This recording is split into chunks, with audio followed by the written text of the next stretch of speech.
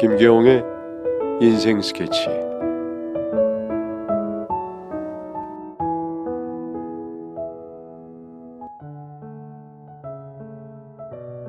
결국 아내는 결혼 후 2년이 지나서 별거를 선언하고 집을 나가기까지 했습니다.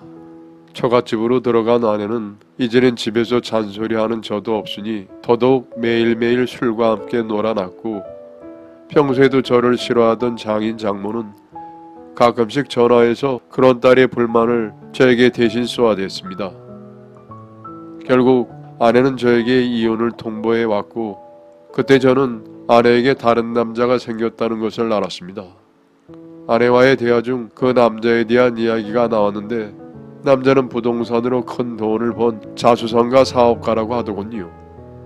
차는 외제차를 3대나 가지고 있고 백화점에서 돈도 펑펑 쓴다고 그런 돈 많은 남자를 만났으니 지금의 월급쟁이 남편이 얼마나 더 한심해 보였겠습니까?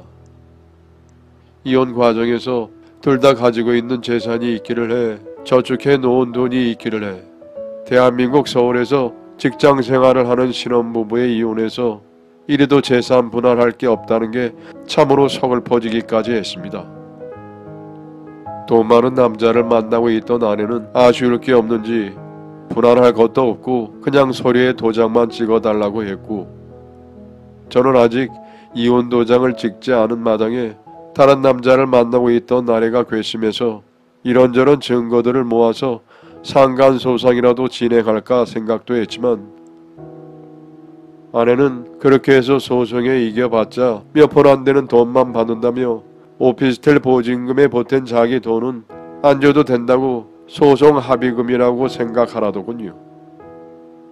아내와의 10수년간의 정을 생각해서라도 그냥 그렇게 떠나 보내주었습니다. 이혼이라는 게 참 묘하더군요. 함께 살던 오피스텔에서 짐 싸서 나간 것뿐인데 마치 내 모든 살들마저 도련이어서 가버린 것 같이 허전하고 허무하게 밀려오는 공허함에 집에 있는 동안에도 회사에 출근해서도 멍을 때리는 시간들이 많아졌습니다. 학교 선배 출신의 대표님은 그런 저의 이혼 소식을 알고 있었고, 이미 이혼 경험이 있는 대표님의 의견에 따라 이럴 때일수록 많은 일을 쏟아부어 주어서 다른 생각을 못하게 하겠노라 하셨습니다. 회사에서 지난 몇 년간 준비한 프로젝트 팀에 저도 들어가게 되었습니다. 정말 다른 생각을 못하게 해준다고 선언했던 것처럼 해야 할 많은 일들이 산더미처럼 쌓여 있었습니다. 함께 일하게 된 동료들은 모두 7명이었는데 이 중에는 결혼한 사람이 1명도 없었습니다. 저처럼 갔다 온 사람은 저 말고도 1명이 있었고요. 왜냐하면 집에 들어갈 시간이 없었기에 늘 회사 근처 사우나에서 씻고 몇 시간 눈 붙이고 다시 와야 할 정도로 단기간에 빠르게 진행해야 하는 프로젝트였기에 모든 직원들이 동의하에 열심히 일하고 있었습니다. 물론 이 프로젝트가 성공하게 될 경우 그에 걸맞는 보상이 따라오기에 더더욱 다들 열심으로 매달렸습니다. 그렇게 3달여간 정말 열심히 딴 생각 안 하고 달렸던 결과 프로젝트는 성공할 수 있었고, 함께한 멤버들도 대표님도 기뻐하며 모두에게 축하해 주었습니다. 저 역시 이혼 후의 심적인 트라우마를 극복하는 데 큰 도움이 되었고요. 그 후 뒤풀이 자리에서 대표님이 저에게 주연씨 어떠냐고 물어보시는 겁니다. 함께 프로젝트를 진행했던 팀원 주연씨에 대해서 이혼남인 대표님이 어떠냐고 물어보시길래 외모도 이쁘고 성격도 좋고 일도 잘하고 등등 장점을 말해 주었습니다.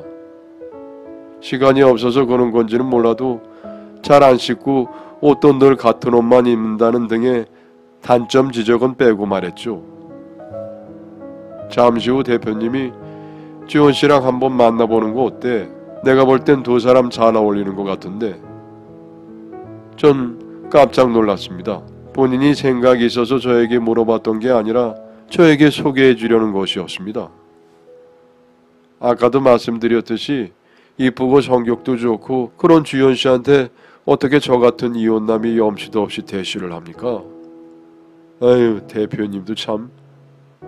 그래? 그래서 싫어? 싫은 거지. 난 지금 들은 대로 가서 주연 씨한테 전한다. 그리고 다른 사람 소개해준다. 아니요. 싫은 건 아니고요.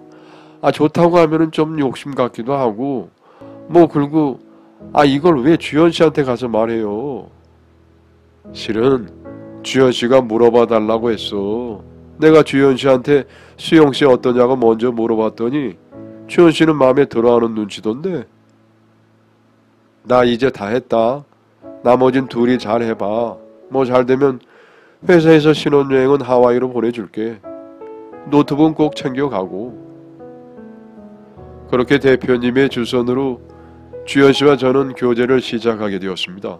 몇 날 며칠을 밤을 새워 샤워도 안 하고 머리도 안 감은 모습을 서로 너무 보여준 것 같아서 연애 감정이 과연 생길까라는 의문이 들었지만 사랑에 눈이 멀면 그런 것 따윈 보이지 않더라고요.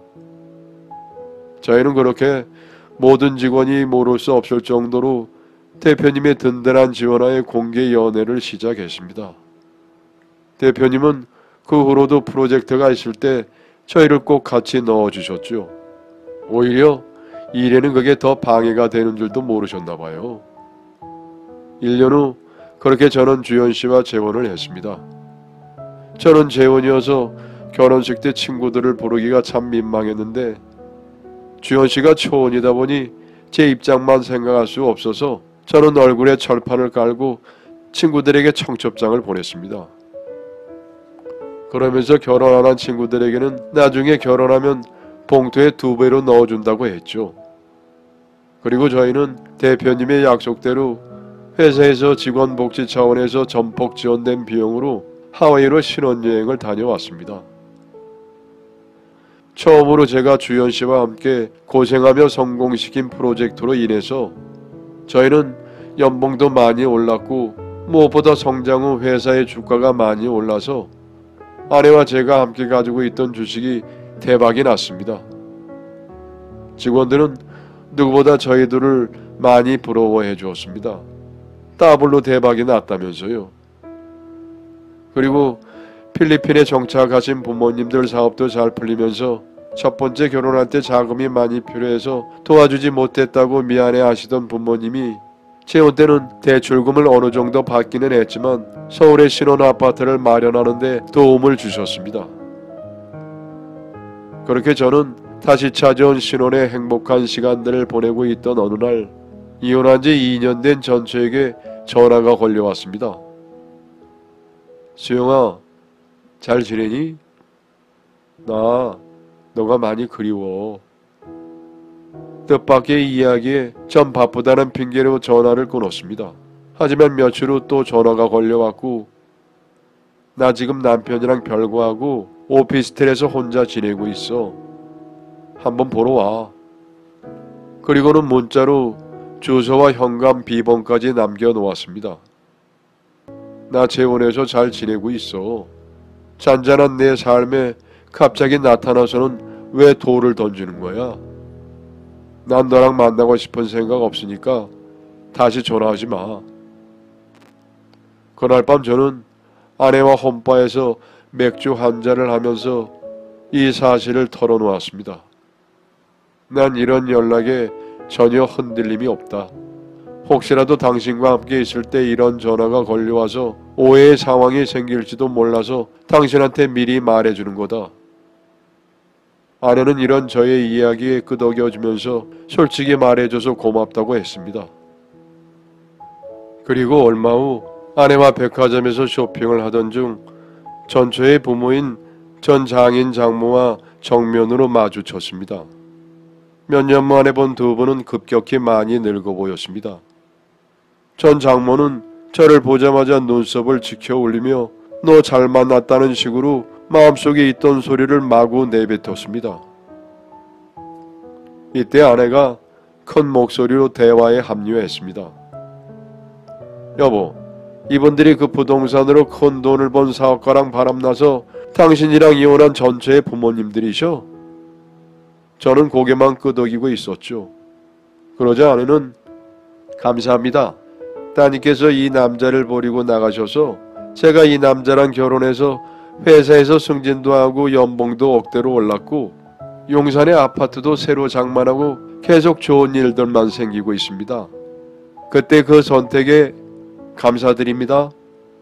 아참, 그리고 따님이 아직도 저희 남편을 못 잊는 것 같은데 요즘 전화가 자주 오던데요. 자식 단속 좀 잘 부탁드립니다. 앞으로도 건강하시고 잘 지내십시오. 가요, 여보. 전처의 부모님들은 얼굴이 붉어지면서 출구 쪽으로 서둘러 가버렸습니다.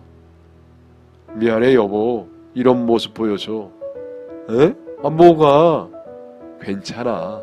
정미안하면 나한테 2배, 3배로 잘해. 전 이런 아내에게 더욱더 잘하리라 다짐했습니다. 아내의 말대로 전처의 그때의 그 선택에 감사할 따름입니다. 결혼 후 사랑의 유통기간은 3년이 넘지 않는다고 했던 그 말은 취소하고 싶네요. 상대방에 따라서 오래오래 보존되는 사랑도 있다는 걸 알게 되었습니다. 여러분 모두 허락된 사랑만 하시며 살아가시길 바랍니다. 제 이야기는 여기까지입니다. 감사합니다.